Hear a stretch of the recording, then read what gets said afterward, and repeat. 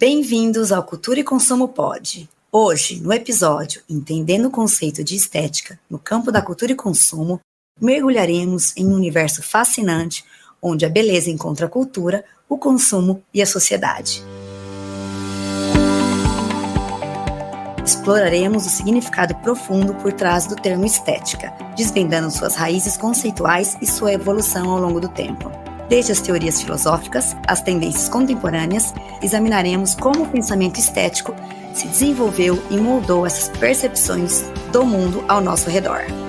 Além disso, vamos adentrar na sociedade imagética, onde a estética se entrelaça com a tecnologia, mídia e comunicação, influenciando nossas experiências diárias de forma multifacetada. Preparem-se para uma jornada que revelará os intrincados laços entre estética, cultura e consumo, explorando desde as experiências estéticas individuais até os significados coletivos que permeiam a nossa sociedade contemporânea. Vem com a gente! Olá, Melissa! Olá, Lair, tudo bem? Tudo ótimo. Sejam todos bem-vindos à nossa temporada Terceira 3, temporada! episódio. Muita alegria que a gente faz a abertura dessa temporada, né? Trazendo um tema super atual, que super dá pano para manga para a gente conversar, dialogar, estabelecer aí essas conexões entre a nossa academia e as produções que a gente faz e o mercado, né? Estamos aqui na Rádio El, mais uma vez, agradecendo a parceria, gravando dos estúdios da Rádio El. E temos uma convidada muito especial. E a gente gostaria que a professora Ana Carolina, por favor, se apresente para os nossos ouvintes, professora. Olá, gente. Oi, gurias. Obrigada pelo convite. Tudo bom? Ouvintes da rádio e do podcast. Eu sou Ana Carolina Con, sou professora das disciplinas de filosofia da Unioeste do campus de Foz do Iguaçu. Minha formação original é em filosofia. Aí, em seguida, eu comecei a trabalhar com moda lá em Porto Alegre, em idos dos anos 2000, né? Depois de me formar em filosofia na URGS. Trabalhei na parte prática, fiz uma especialização em moda. Aí fiz o mestrado na educação, uma formação bem transdisciplinar na área de filosofia da diferença, pesquisando cinema também. E quando eu vim para Foz do Iguaçu, eu fiz o doutorado no programa Sociedade, Cultura e Fronteiras, que é um programa interdisciplinar, onde eu continuei sempre seguindo os estudos relacionados à moda e estética, que elas me convidaram, não é à toa, porque é a área específica onde eu trabalho há muitos anos. E a tese ela tem a ver com isso, com o campo da moda e essa definição relacionada a uma ontologia do ser da moda e a estética, como uma epistemologia estética. E a gente vai falar um pouco mais sobre isso. Ai, que bom, a gente tem uma convidada de peso para ajudar a gente nesse conceito. Perfeita. Né? E assim, os nossos ouvintes, eles não estão vendo, né? Não. Mas a sala de conferência da professora Ana Carolina é um arraso, assim, maravilhosa, cheio de croquis de desenho. Então, você queria morar nessa sala.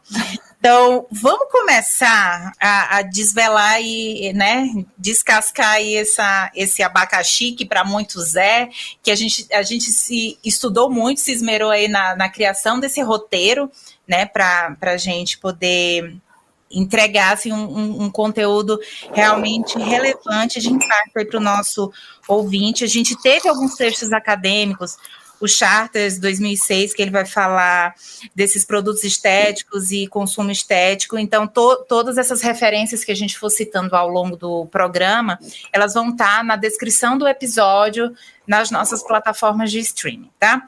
Então, para a gente começar um pouco a nossa conversa, quando a gente pensa em estética, ela não tem uma origem agora, né? Ela começou ali como um ramo da filosofia, e os filósofos continuam a discutir sobre ela no que diz respeito à natureza da arte, a avaliação da beleza, o âmbito da experiência estética também. Aos poucos, a estética ela também foi sendo apropriada e sendo conversada dentro de outros campos, como da psicologia, da sociologia, da antropologia e do marketing, né, que é de onde a gente se situa aí dentro dos estudos de cultura e consumo. Entretanto, tem um filósofo mais contemporâneo que ele vai falar que essas diferentes disciplinas aí que vão falar da estética, elas às vezes ficam um pouco vagamente conscientes uma da outra. Então, a gente quis fazer esse episódio. Durante essa temporada, a gente vai trazer muitos exemplos de mercado aí para os nossos ouvintes, mas a gente quis trazer nesse primeiro episódio essa base para os nossos ouvintes entenderem de fato o que é estética quando a gente fala de estética, o que é beleza quando a gente está falando de beleza, né? E para isso, a gente foi passando aí por essa história, né? O Armstrong, ele vai considerar que o conceito de estética, ele gira em torno ainda dessa natureza e do valor da arte e da beleza, não foi, Melissa? E aí, o que é que tu viu nas tuas pesquisas? É assim, né? A gente, nas nossas pesquisas, para mim é um tema novo, não é um tema que eu sou habituada a ler e a estudar, principalmente nesse momento de tese, que a minha tese passa por um outro viés. Então, a gente consegue, assim, né, perceber que a estética, a beleza, a arte, o que não é arte, são temas aí meio nebulosos, né? Porque é bem o que você falou, tem várias disciplinas, tem uma história, né? Que estudam, tem vários focos, mas então a gente trouxe, né? Só continuando a construção desse conceito, né? A gente traz o Schopenhauer, que coloca a subjetividade na questão, né, da estética, porque é sempre vista pela via da beleza, mas enfim, né? O que é belo. Então, existe a subjetividade. E a gente começa a trazer para a nossa área, que é o marketing, que foi o Blackburn, em 1994, que foi um dos primeiros a estudar a estética do ponto de vista do marketing e do consumidor. E que sugere que estética é ou presença ou ausência de beleza. E aí vem mais um outro autor, que é o Townsend, em 97, que também traz algo de subjetivo, que fala que a estética é algo que comove, que não é então só uma questão de beleza. Ou que eu acho. Ou que eu acho belo, mas algo que comova. Isso, obviamente, dentro de uma linha mercado do marketing, né? É bom a gente falar isso. Então, tem sempre essa discussão, né, do que é da arte, se é estética é tudo que é alta arte, mas, mercadologicamente falando, os estudiosos falam que não, né? Que não, e que existem outras coisas que são consideradas esteticamente belas ou, né, com uma boa qualidade de estética. Então, pelo marketing passa aí pela questão cognitiva, pela questão emocional. Referencial, né? Coisas assim. E aí a gente traz, né, esse debate para nosso especialista, que vai ajudar a gente a esclarecer, que é esse debate entre beleza como critério central na determinação do que é esteticamente belo e qual é a diferença do conceito de estética e de beleza. Se você tem alguma obra para falar para a gente sobre, né, sobre essa pra diferença. Para indicar, que a gente ama. E como a gente pode, né, interpretar essa ideia de que objetos considerados feios também pode ter algum valor estético. Ajude a gente aí, professora Ana Carolina. Estou confusa, falar bem a verdade. Bom, eu vou falar principalmente do ponto de vista que a estética é uma disciplina da filosofia, né? Ótimo. Isso é importante dizer.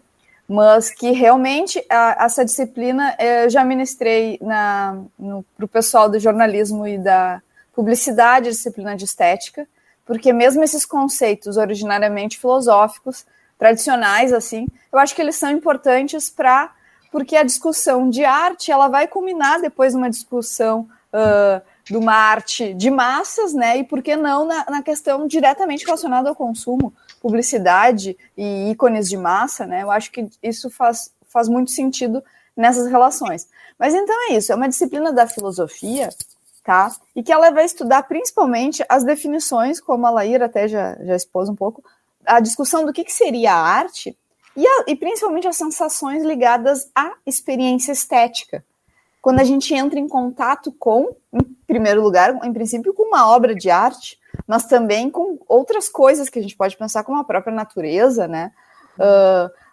Eu costumo falar nas aulas que a experiência estética, e a gente deve fazer essa nutrição estética diariamente, ela está em pequenas coisas às vezes, são níveis diferentes da experiência estética, até culminar com o que o Immanuel Kant chama de sublime, que é um outro nível da experiência estética. Mas uma ferragem, eu sempre cito esse exemplo, quem é meu aluno já ouviu várias vezes. Uma ferragem é um lugar que eu tenho uma experiências estéticas imensas, assim.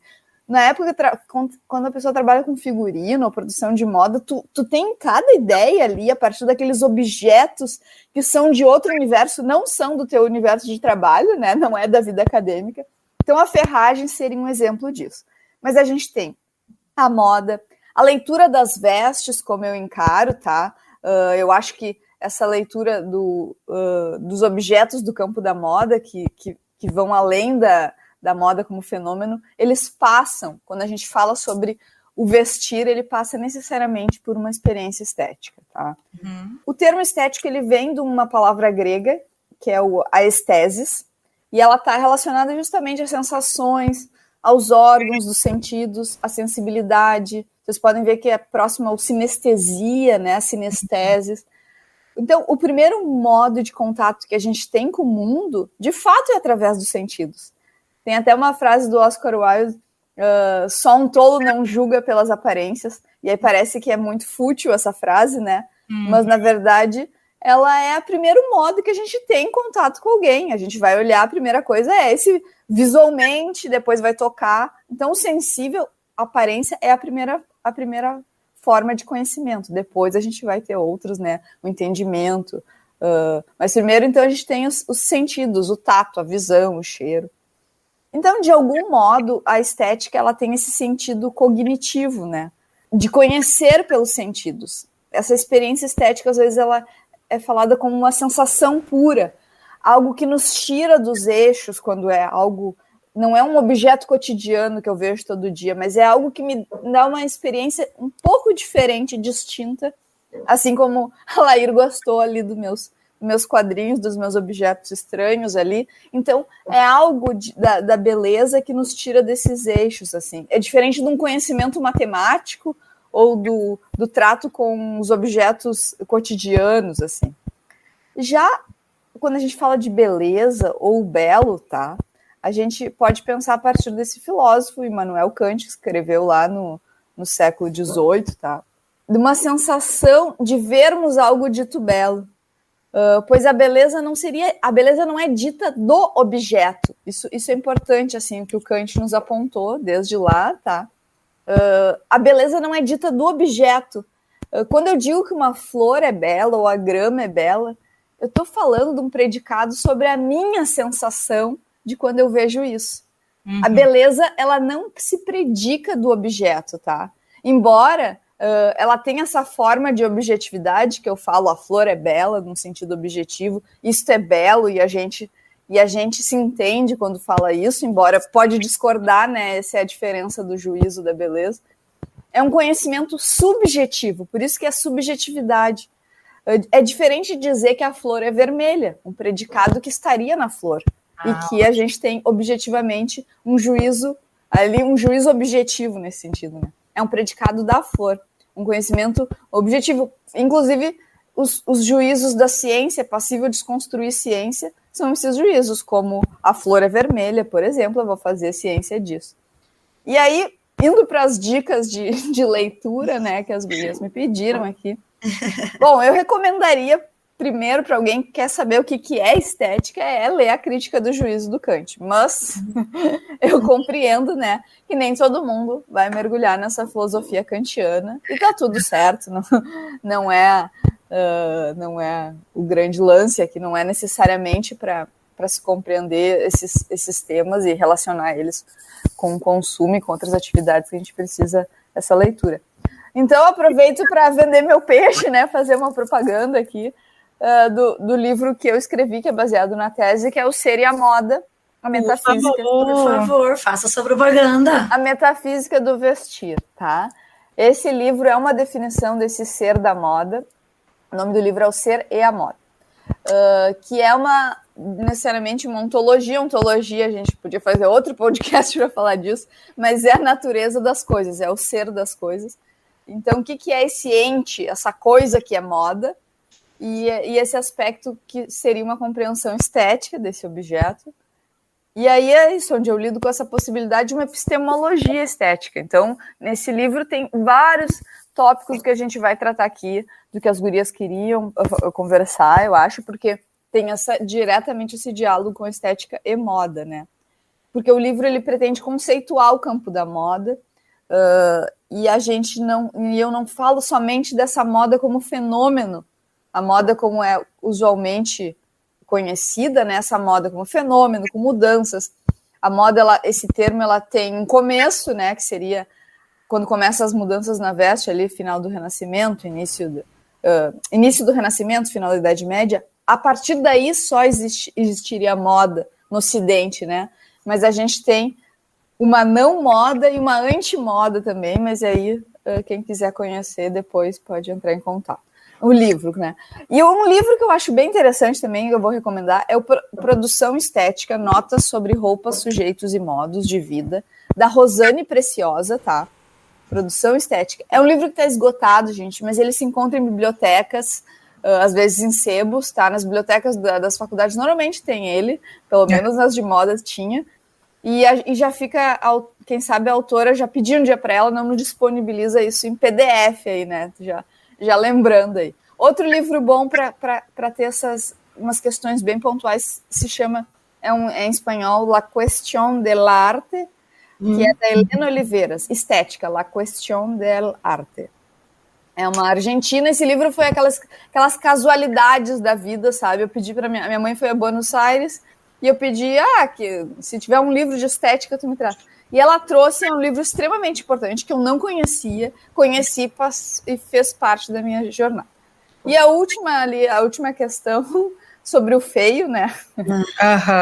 E aí quando a gente pensa nisso sobre o feio, quando eu falo do belo ser um juízo da minha sensação, a feiura também ela não está no objeto, mas também é um juízo da minha sensação. E eu, particularmente, tá? Quando eu me refiro à experiência da beleza, é quase um sinônimo para a experiência estética.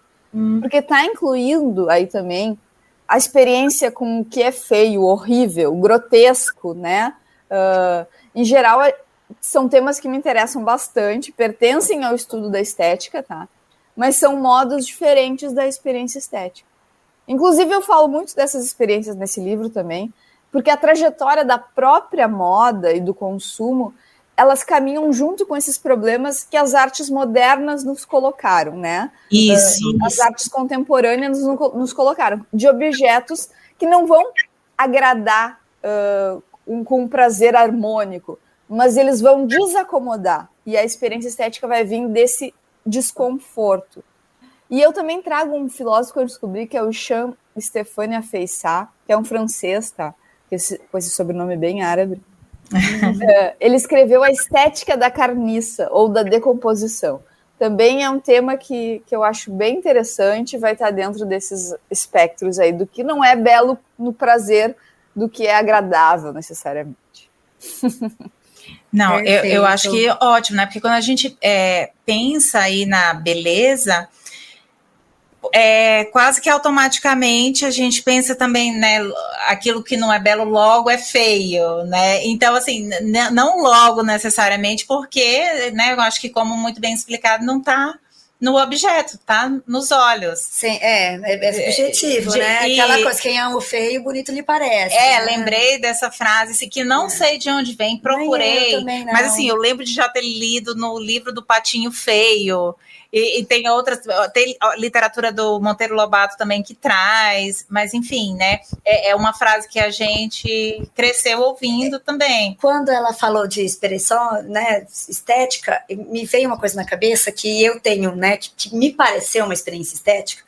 Por exemplo, eu sou uma pessoa, eu como em qualquer lugar, mas eu adoro mesa posta, prato bonito, copo bonito. Eu acho que quando na minha casa, que eu coloco a mesa, eu acho que fica mais gostoso de comer, sabe?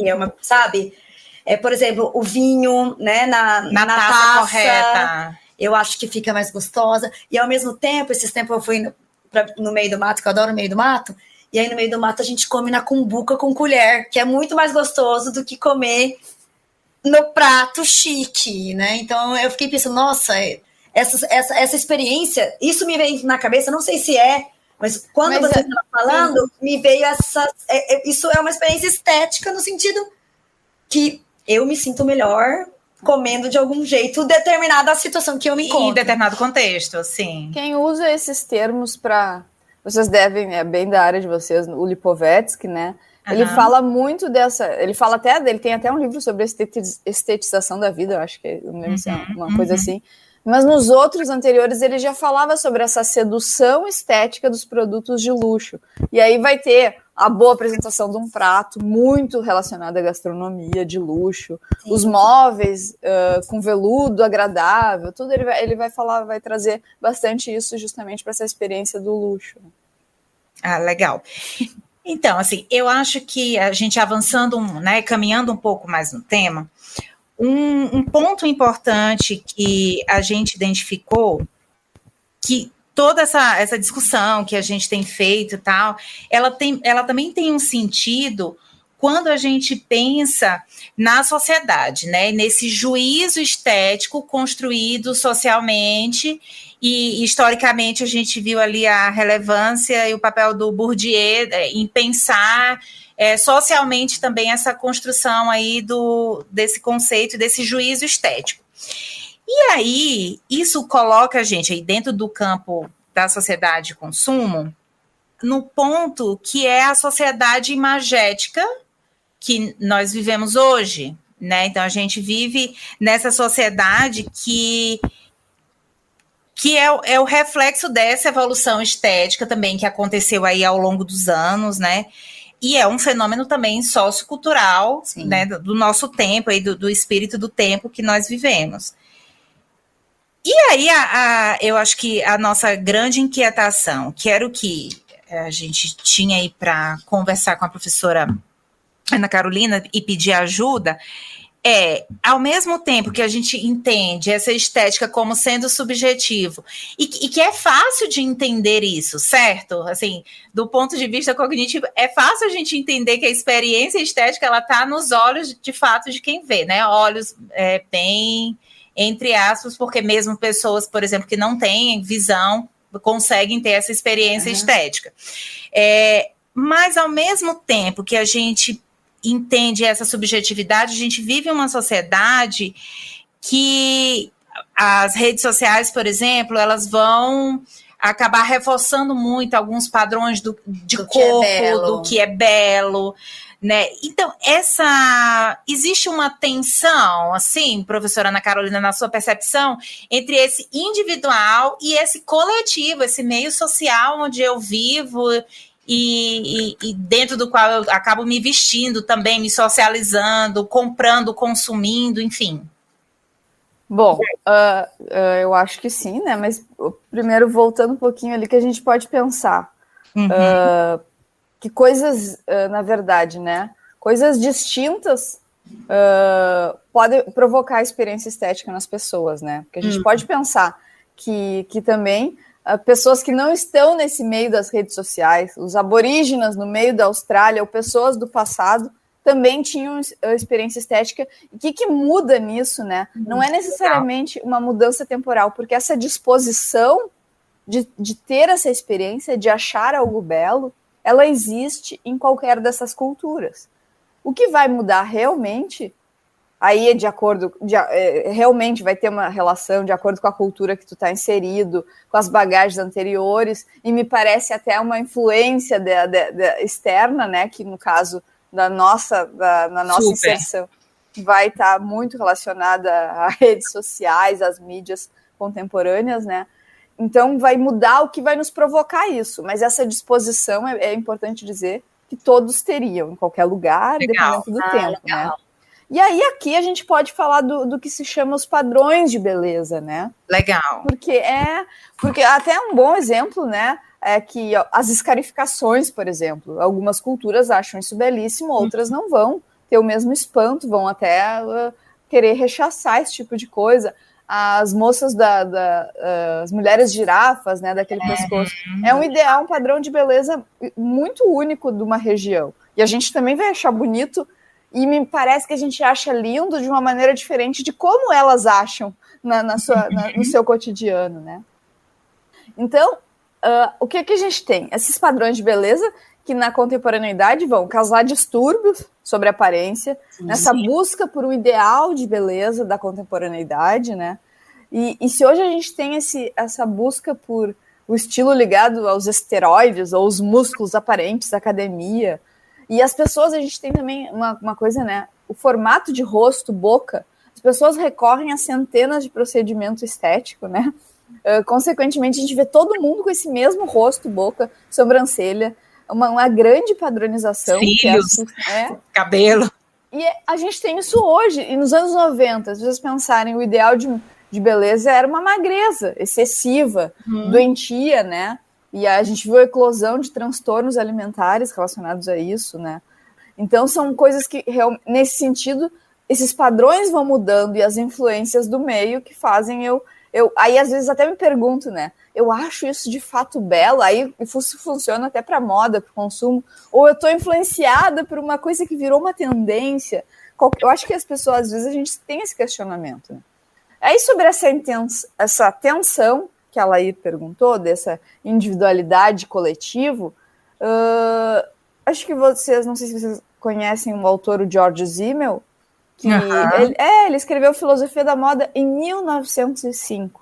E aí ele tratava de uma tensão que ele chamou desse impulso socializador e um impulso individualizador.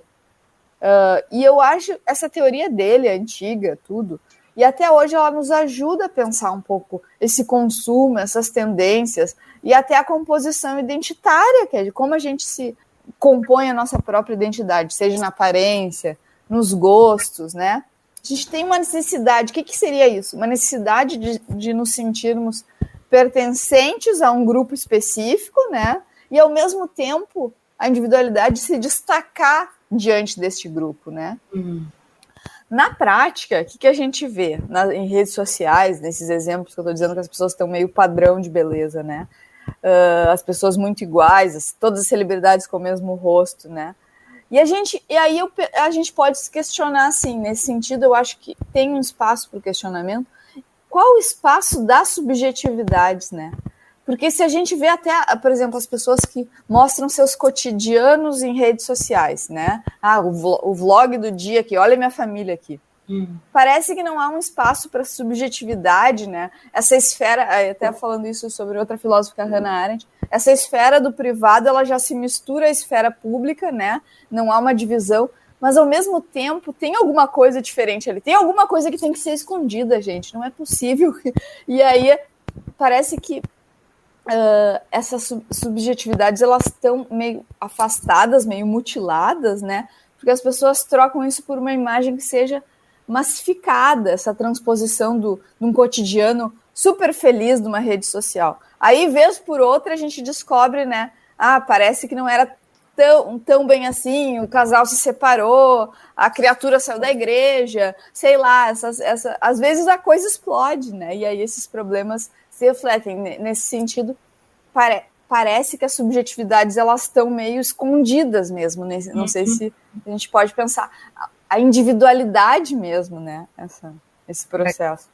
Legal, eu acho que esse é um bom ponto para reflexão. É um bom ponto mesmo. Na temporada passada, a gente entrevistou a Alice Bruneto, que é consultora de estilo, e a gente fez bem essa pergunta, né, sobre o que as pessoas pedem quando elas procuram uma consultoria de estilo, e aí a Melissa falou da inquietação dela de pessoas que se vestem iguais, que põem, quando a gente olha em rede social, todo mundo com aquela corrente dourada, né? As minhas amigas que recorreram a esse serviço, elas estão iguais.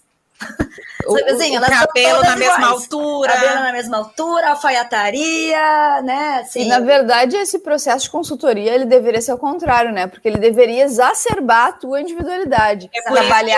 As boas consultoras trabalham com o que tu é. O oposto disso, né? Mas também existe um padrão do que é esteticamente considerada uma boa profissional, por exemplo, né? Então, assim, se você chega de Havaianas com a raiz sem pintar, você não passa uma credibilidade, entendeu? Claro. Então, Cabelo molhado, né? Não, e às vezes tu contrata a criatura porque tu quer ficar igual. Eu quero ficar igual a outra que também te contratou. É isso também? Exatamente. Eu acho que é um ponto para a gente pensar.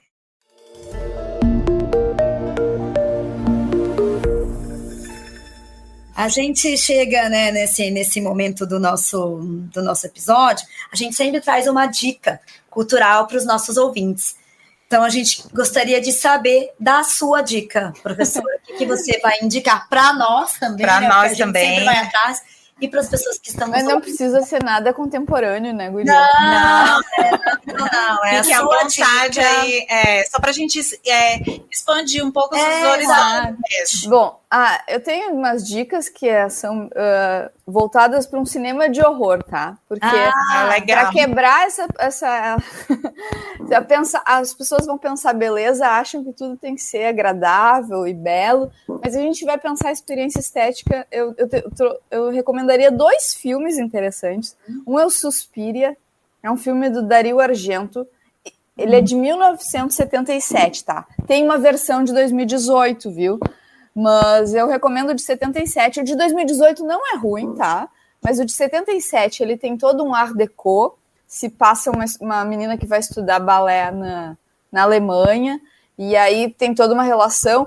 É um filme de horror, né? Então, o sangue dele é quase um rosa pink. Gente, ele tem aspectos estéticos muito curiosos, eu recomendo muito. E o outro filme, que é um dos filmes também da minha vida, também é um filme de horror, é um horror folk, como a gente chama, mexe com essa coisa do folclore, uma cultura céltica, mais ou menos, na Inglaterra, Escócia, aquela região. É O Homem de Palha. Ele é de 73. É coincidente que os dois são da década de 70. Do Robin Hard, tá?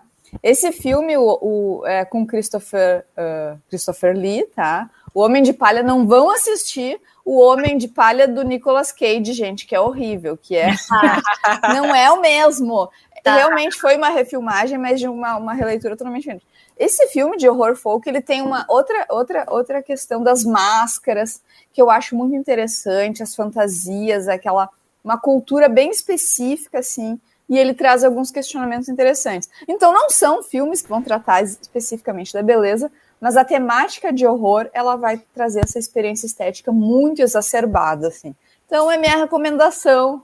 Amei, já estou morrendo de vontade de assistir. Não sei por qual dos dois eu vou começar. Professora, você por acaso sabe onde está disponível? Se você souber, já facilita, mas senão não tem problema. Não sei hoje em dia, mas depois, se vocês falam, eu até procuro, ou se eu tiver eles online, essas coisas. Pode ficar tranquila. A gente também traz uma dica cultural. Que tem tudo a ver, né? Tá muito alinhado aí com... Alinhado, que bom. Que é o Edward Mãos de Tesoura, que é um filme do Tim Burton, que eu particularmente sou muito fã do Tim Burton. E ele, né, na época, estrelado por Winona Ryder e John Depp, o casal era o casalzinho de Hollywood dos anos 90, né? Eu fui no cinema ver esse na época. Eu também assisti no cinema. Revelando a idade. E é um filme onde o Edward, ele tem uma estética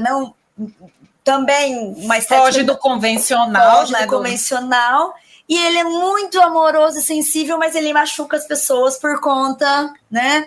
Das suas características. E aí é toda a história, como acontece, e o final ele não é tão feliz, né? É um filme muito sensível, ótima dica. E o Vincent Price, que é um grande ator dos filmes de horror antigos, ele faz uma ponta, e ele, se eu não me engano, ele faleceu antes do filme estrear, ou um pouco depois. O Vincent Price já tá bem velhinho, e ele é o pai do Mãos de Tesouras, né? Eu não sabia disso. Legal. Muito legal. Também não sabia. Muito legal. O Edward Mãos de Tesoura está disponível no Disney Plus. E agora a gente já vai seguindo aqui para o nosso último bloco, a última etapa do nosso podcast, onde a gente vai tentar aí agora fazer essa conexão, né? Eu acho que talvez de uma maneira mais proeminente, entre esse conceito de estética que a gente veio discutindo no primeiro bloco e os estudos de consumo, tá? Vamos trazer aqui, puxar um pouco a sardinha para a nossa área de pesquisa. Quando a gente... O Venkatesh, ele faz isso muito bem, junto com o Member, A gente tem um texto, Consumo Estético, que também vai estar disponível aí para o nosso ouvinte, mas quando a gente pensa no consumo, ele pode ser também uma ferramenta, né, pela qual esse consumidor ele vai se apresentar ali como sujeito e ele vai começar a desenvolver aspectos relacionados à estética, como, por exemplo, o seu gosto, né? Então, a gente, quando pensa no consumo estético, a gente pensa também não só no valor instrumental, para que serve aquela coisa, mas também no que ele significa para mim, né? Eu acho que isso a gente já pôs aqui na nossa discussão. A gente fala também sobre formação de gosto, da perspectiva aí do consumidor, e a gente também vê esse consumidor como um sujeito estético. Então, quando a gente vai escolher os objetos para compor a nossa cozinha, a nossa casa, o nosso guarda-roupa, enfim, a nossa vida, são aspectos que a gente, conscientemente ou não, de uma maneira que vai exigir mais esforço ou não, dada a situação ou o tipo de objeto, a complexidade que aquele objeto tem, ele vai compor ali essa equação, certo? Certo. E assim, quando a gente também fala de consumo, tem a gente percebeu quando a gente estava fazendo, né, a pauta para esse episódio, que dentro do estudo de consumo também não está muito bem delimitado o que é o consumo, né, estético e o consumo hedônico, né? Porque é como o consumo hedônico, ele tem mais a ver assim com o prazer, né? Mas assim, esse prazer ele é meio que misturado com o senso estético. Tem até um exemplo que um dos autores faz uma comparação do consumo de um livro muito bem escrito, com um salto de bungee jump, né?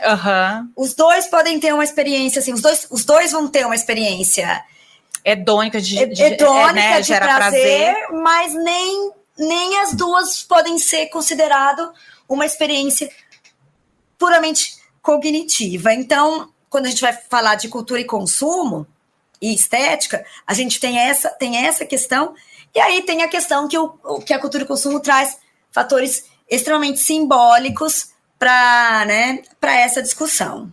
E, inclusive, teve um texto que eu li, que é do Semper e colaboradores, que ele é de 2017, que o nome dele é It's Too Pretty to Use, When and How Enhanced Products Aesthetics Discourage Usage and Lower Consumption Enjoyment.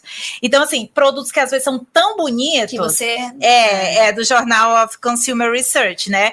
Que são aqueles produtos que são tão bonitos que eu não uso, que eu, como consumidor, eu guardo, porque o nível de complexidade, ou a dificuldade de conseguir, ou a própria estética dele, é uma coisa que me emociona tanto, e que eu tenho tanto medo de causar uma avaria, que eu guardo, né? E ele foi pesquisar essas pessoas que têm lá, guardadinhas as coisas que não usam, porque é bonita demais, né? E aí...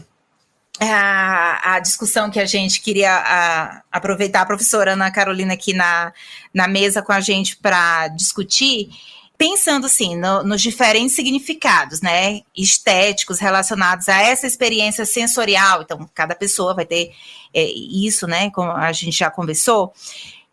A gente queria saber como você vê a influência da estética nas escolhas de consumo diário da gente, né, dos indivíduos, desde a decoração da casa dessas pessoas até a seleção de produtos, né, porque me parece que às vezes a gente faz isso de uma maneira que a gente nem pensa muito sobre isso. Às vezes sim, né? Eu acho que às vezes sim, mas às vezes me parece que não. Então, como é que a professora, pensando nessas dinâmicas nossas do dia a dia, do nosso cotidiano mesmo, você vê essa dinâmica aí entre estética e o consumo e as coisas que a gente compra? Só voltando ali uma questão, né, sobre o consumo hedônico, né, seria por prazer, né? Em princípio, toda a experiência estética ela está diretamente relacionada ao prazer, né? essa sensação pura é um prazer que tu tem com as coisas, em escalas muito distintas, né? Às vezes é o prazer relacionado ao medo, ao pavor, justamente por eu ver um filme que não pode me machucar, no caso do filme de horror, né? Mas que me provoca um reconhecimento. Aristóteles falava numa catarse, né? Ele não falava em experiência estética, né? Mas ele falava na tragédia passando por uma catarse. E que a gente pode tentar assimilar isso com esse prazer desse desconhecido, né? E aí eu acho que o questionamento que fica sobre a questão do consumo é quando esse prazer de fato é legítimo, né? Ou a gente está influenciado. Aí volta de novo o que vocês falaram dessa subjetividade. Será que, de fato, aquilo me causa um prazer? Eu acho até que a pessoa que guarda esses objetos, de fato, ela tem realmente ela tem quase um sentimento fetichista com o objeto, né? As pessoas que compram aqueles bonecos colecionáveis e nunca vão abrir, toda essa relação. Quem tem objetos históricos, né? Não vão vestir nunca uma peça antiga. Mas é um prazer, uma relação de prazer ali, uma coisa que é intocável. E aí, quando a gente consome, às vezes até porque simplesmente... Eu acho que eu vou chegar nisso mais adiante, mas o consumo simplesmente porque as pessoas também estão comprando. Então, isso é legal, sei lá por quê. E aí, esse prazer, se é legítimo ou não. Eu acho que esse é o grande questionamento, né, do consumo, né? O quanto essa influência é pesada. Bom, mas falando aqui sobre a escolha nos produtos, né, essa relação com a estética, se eu fosse falar de mim pessoalmente, né, e de amigas como a Joana Bozak, que eu sempre cito, é uma professora do curso de História da Arte da URGS, que é uma grande parceira do meu grupo de pesquisa, trabalha comigo bastante, e aí eu lembrei da casa dela, né, porque tu falou desses objetos cotidianos, e aí eu diria que essa casa e o modo da gente consumir estão diretamente relacionados aos gostos, aos hábitos estéticos, às referências de artistas, designers, criadores de moda que a gente carrega, né? Que a gente fica incentivando os alunos a fazerem um repertório de referências, né? Mas são esses elementos que acabam povoando a mente da gente. Vocês estão me conhecendo aqui, estão vendo um pedacinho da minha casa e as dicas que eu dei de filme. A minha casa, só entra objetos estranhos, as chamadas oddities, assim. É um conceito meio para ser um gabinete de curiosidades, é uma coisa. Então a gente tenta consumir o que é muito dessa formação identitária, né? E que vai estar diretamente relacionado com esses referenciais estéticos que nos povoam. Mas, de todo modo, né, a gente pode pensar nesse consumo de massa, de novo, ligado a redes sociais, como as pessoas parecem influenciadas por aquilo que disseram que é bacana. O arquiteto dos famosos. Isso. A compra X daquela bolsa ou daquele sapato. Todo mundo, seja no estilo de uma marca, essa coisa que... Seja falsificado ou não, né? Tem a questão da falsificação toda, né? Se é um produto original ou falsificado. Como eu me sinto se eu não eu preciso ter aquela aparência, então não importa se é falsificado, ou eu não consigo comprar porque é falsificado, mesmo que seja idêntico. E aí, sabe como a gente lida com isso? Então, durante muito tempo, eu acho que esse consumo no Brasil foi pautado pela novela, por exemplo. Com certeza. Eu acho que isso mudou, né? Claro. Mas a gente ainda tem esse consumo pautado por uma estética dos influencers, né? E falando de estética nesse sentido de visualidade, né? Por sua vez, eles vão trazer o marketing de coisas que eles também estão fazendo propaganda, mas que serão consumidas, né? E aí isso aí vai direcionar, eu acho que esse padrão de consumo que vai se formando, né? Não sei se vocês concordam, vocês sendo mais dessa área. Não, com certeza. É muito interessante que a professora que você trouxe, professora, porque casa muito com cultura e consumo, né? Ela falou das coleções, né? Cultura e consumo estuda por que os colecionadores colecionam, né? O que está por trás disso. E tem muito a ver, né? Vou colecionar esses objetos, eles não são para ser consumidos. Tinha um evento lindo que uma amiga da antropologia participou, no Chile, eu acho. Eram as coisas belas e inúteis, uma coisa assim, que é justamente sobre os objetos, assim, é uma relação, tem a ver com isso também. Porque tem tudo a ver, eles colecionam, mas ficam lá, né? Não é para você utilizar, né? A professora Olga, ela conta uma história que ela foi a um evento acadêmico com um professor que é muito citado na nossa área, que é o professor Belk, né? E o professor da tribuna onde ele estava, ele elogiou a saia da professora Olga.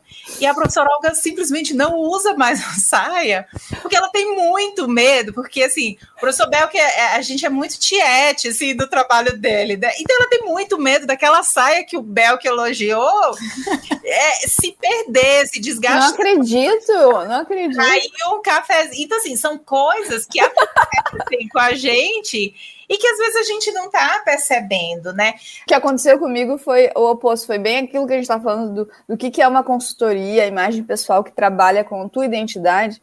Eu uso muito preto, cinza, branco, assim, eu não uso muitas cores. E um dia, já faz anos, eu tava super colorida e essa mesma amiga, Joana, começou a dizer, ai, como tu tá colorida hoje? Como tu tá colorida hoje? Aí eu comecei a me sentir que eu já tinha saído de casa meio não sendo eu, assim. Então eu nunca mais, obviamente, usei aquele vestido. Não comprei roupa mais colorida, nunca mais na vida. Então acontece o contrário também, né? Então, Mas é que o nosso é identitário mesmo, né? É uma questão de identidade o que ela tá falando, né? Parece assim, nossa, a pessoa tá falando que eu sou colorida, foge da minha, né? Não sou eu. E da Olga, ao contrário. Ela se sentiu tão ela na saia e, assim, foi tão validada, né? Sim. Ela, né?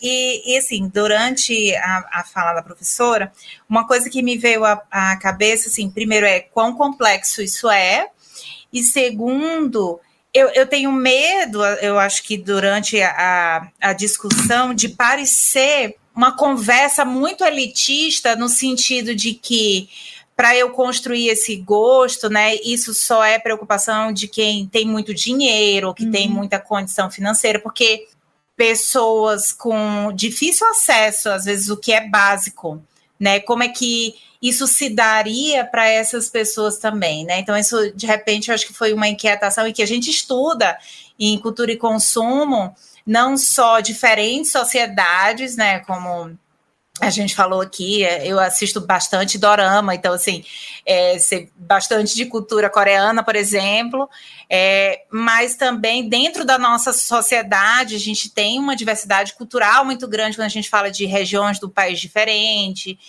de referências diferentes. Então, eu consegui fazer essa ponte também com classes sociais, no sentido, na verdade, mais classe econômica do que social, de que essa referência ela também existe, né? Porque quando, né, eu venho ali do Nordeste, eu tenho toda uma referência construída também no meu coletivo, no meu social, e que isso transpassa, eu acho que é claro que economicamente o quanto eu tenho de dinheiro para investir e para ir moldando esses meus gostos e as minhas preferências, isso é determinante.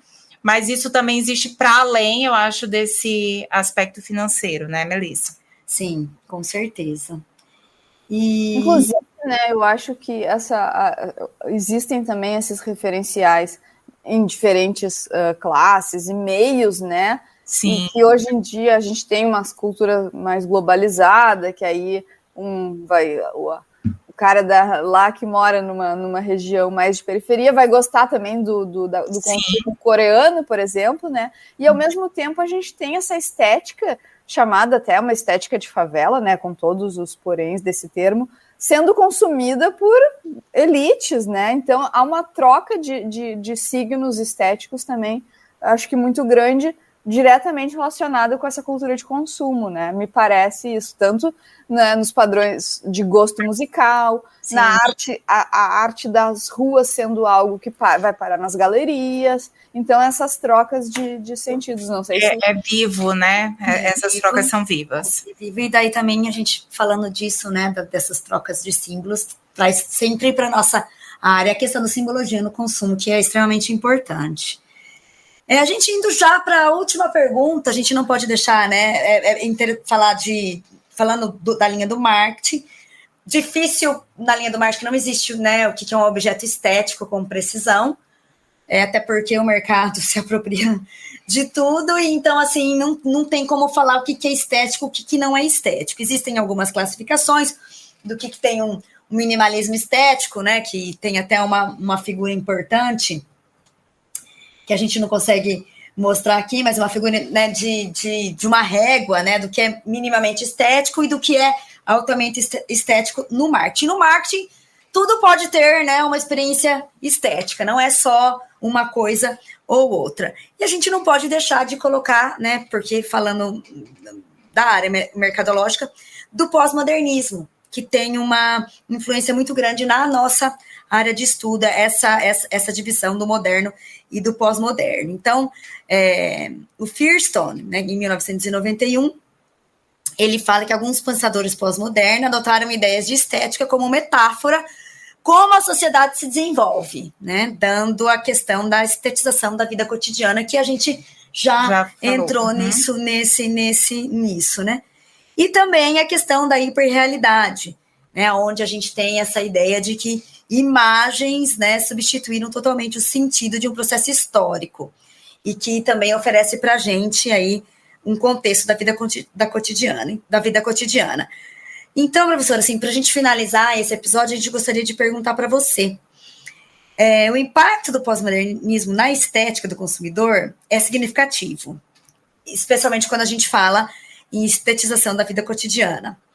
E como essa estética ela é redefinida aí nessa comunicação, nessa forma de comunicação sensorial. Como que você vê essa mudança de paradigma na compreensão da estética e sua influência no comportamento do consumo na atualidade? Bom, eu vi o interesse de vocês pelo pós-modernismo, né?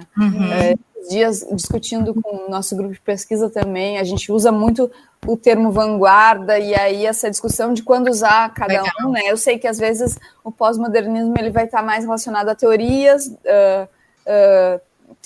né? Enfim, sim, né? Teóricos, do que as artes, por exemplo. Aí a vanguarda a gente vai usar mais para as artes e a moda. E aí eu já indico um artigo que eu adoro, e é um dos artigos que o nosso grupo de pesquisa trabalhou e me influenciou até na escrita da tese, da Diana Crane. Não sei se vocês conhecem a Diana Crane, ela tem A Moda e o Papel Social, é um livro bem famoso, mas esse é um livro de artigos, ensaios sobre moda, arte e globalização cultural. Maria Lúcia Bueno, acho que é a organizadora, se eu não me engano. Eu não estou com o livro aqui, mas também ninguém vai nos ver. O artigo se chama Pós-Modernismo e Vanguarda. Legal. Ele vai falar sobre esses conceitos da vanguarda e do pós-modernismo e como eles caminham juntos nas artes, tá? Eu acho que quando a gente acaba estudando moda e o campo da moda, como eu falo, eu não fiquei muito nessa coisa de moda é ou não arte. Mas a gente tem essa experiência estética, essa trajetória estética desses elementos indo juntos e são mais fáceis compreendidos por causa disso, né? E a vanguarda ela seria sempre esse choque do novo, algo que é anticonvencional, que primeiro é rechaçado e no segundo momento incorporado, consumido. Eu acho que está relacionado com o que vocês perguntam, porque, por exemplo, é o caso do punk, né, que é um exemplo, claro, batido, mas é importante, que é um movimento que ele nasce exatamente antiestético, algo antiestético, niilista. Sim. Ele não tem um interesse por nada. O niilismo é a nadificação das coisas, uma ausência de referenciais total, assim. E hoje é vendido como luxo, como tendência, uma tendência que vai e volta. A moda punk agora é tendência. Metais no couro, sei lá. E aí a gente pode pensar também nas artes, né? E eu falei agora há pouco das artes de rua, né? O caso do Banksy, né? Que é um cara da arte política, que vai criticar diretamente essa sociedade de consumo, violência institucionalizada. Em geral, a arte dele está em lugares efêmeros, para perecer mesmo, lugares perecíveis. E as pessoas, os caras vão lá dar um jeito e arrancam o muro, levam para galerias, ou copiam, né? E aí, sobre a cópia, a gente tem toda a teoria do Walter Benjamin, sobre a reprodutibilidade da arte na era, em tecnologia, enfim. Não é exatamente esse termo, mas é essa a ideia. Ou a proposta do próprio Andy Warhol, que é também a Factory, por exemplo, então essas cópias massificadas, tá? Mas aí, voltando a essa questão de copiar, de massificar as coisas, que foi tanto abordado na teoria do Benjamin como na arte do Warhol, é porque as pessoas transformam tudo isso em produto. Isso vai lá, por mais que seja um anti-esteticismo que foi o punk, o Banksy também virou produto. O Banksy também tem esse caminho. E a gente vai lá, a pessoa vai a Londres e compra a camiseta do Banksy. Sem ele ganhar um real, uma libra nisso, né? E as pessoas arrancam os produtos, vendem ou copiam. E aí, então, nesse artigo da Crane, eu acho que a gente tem um bom material para pensar nessa antimoda, que é, de alguma maneira, anti-estética, no sentido de anti-padrão estético do momento em que cada coisa... Por exemplo, nos anos 80, a gente tem o Yohji Yamamoto, a Rei Kawakubo, esses japoneses. Imagina só quando alguém pesquisa no Google moda dos anos 80. É aquelas ombreiras imensas, tudo é dourado, Gucci, Versace, gente. E esses japoneses, eles estavam lá, eles aparecem nos anos 80 com muito preto, roupas rasgadas, sapato baixo, nenhuma maquiagem. E aquilo era completamente anti-moda. Mas eles estavam desfilando em Paris, né? Então legal. A gente tem justamente essa discussão do que não é belo, não seria belo ver essas pessoas sem maquiagens, sapato baixo nessa época, mas tudo isso acabou virando moda, sendo consumido, né? E é isso. E aí, só para encerrando aqui, né? Acho que a gente não pode deixar de falar um fenômeno que eu me questiono muito, gente. Se é um problema geracional meu de não gostar, ou se eu não estou entendendo as coisas, que é, por exemplo, propostas do tipo da atual Balenciaga, tá? Eu também não consigo compreender. Gente, e eu sou uma pessoa que curto muito essa moda, o grunge, toda essa coisa rasgada, mas toda aquela coisa que é disforme, tamanhos estranhos, roupas como lixo. A pulseira que parece uma fita. Nossa, não consigo um colar que é um crachá. Um colar que é o crachá. As shopping bags da IKEA, sabe? Eu não sei, parece pra mim é uma moda meio trollagem, tipo a Fashion Victim, sabe? Por que as pessoas compram? Elas vão pensar... Aí a gente pode fazer associação com aquela historinha infantil, as roupas novas do imperador, lembra? Lembro. O rei tá nu, porque não, ele não tá nu, é que só os inteligentes veem. E aí ninguém vai avisar que a pessoa tá ridícula e todos vão lá e consumir esses produtos. Eu acho que é uma moda trollagem, mas às vezes eu me questiono, será que é geracional? E eu não tô entendendo mesmo. Eu acho que é um ótimo exemplo contemporâneo aí pra gente deixar esse gostinho no ar para o nosso ouvinte continuar acompanhando essa nossa temporada, que a gente vai discutir bastante sobre esses produtos estéticos, né? Professora Ana Carolina, muito obrigada pela sua presença, pelo seu tempo preciosíssimo aqui juntamente nos estúdios da rádio. A gente finaliza aqui nosso primeiro episódio da terceira temporada e a gente se despede de todo mundo, agradecendo novamente a Rádio EN e a Rádio El pelo todo apoio. Eu que agradeço, gurias, foi um prazer essas horas discutindo assuntos tão relevantes, né? Um abraço enorme e até breve. Até mais, tchau.